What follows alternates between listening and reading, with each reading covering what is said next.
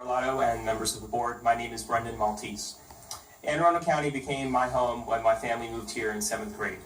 After college, I spent 2 years teaching at a private school in Baltimore, but I made the decision to come back home, and this is my 4th year back.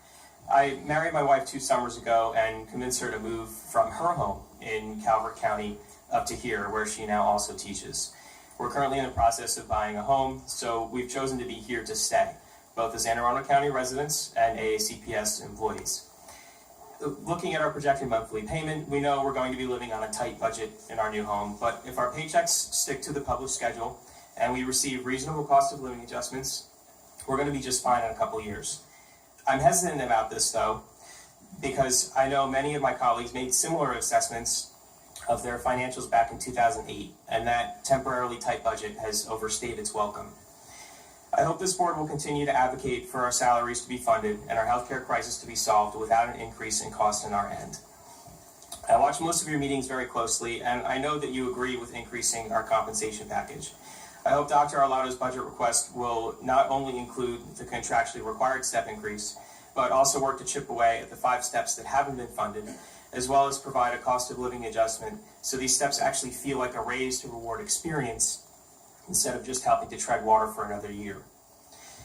I understand the budget process, and I know that you can't do any of this if our county government doesn't fund it. I've done my share of contacting the county executive and councilmen, and unfortunately, no matter how we present our case, we get labeled as greedy union thugs asking for more money every year. We need your voices to stick up for us because we've been under attack.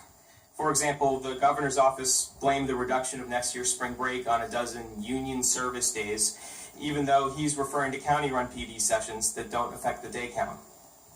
While I think the school calendar is fine, I guess, given the circumstances, it's troubling that teachers end up taking blame, even though all of the opportunities for us to publicly voice input in this room were during school hours, and TAC isn't even allowed to negotiate the calendar. We don't deserve that blame.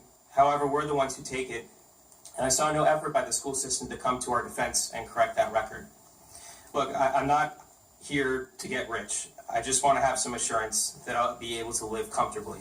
I want to be able to spend my free time with family and friends, instead of writing and delivering testimony or boring my wife to death by watching government proceedings on TV.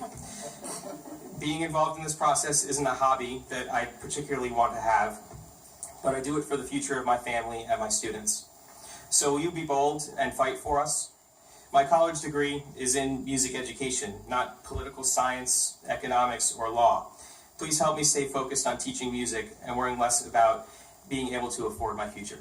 Thank you.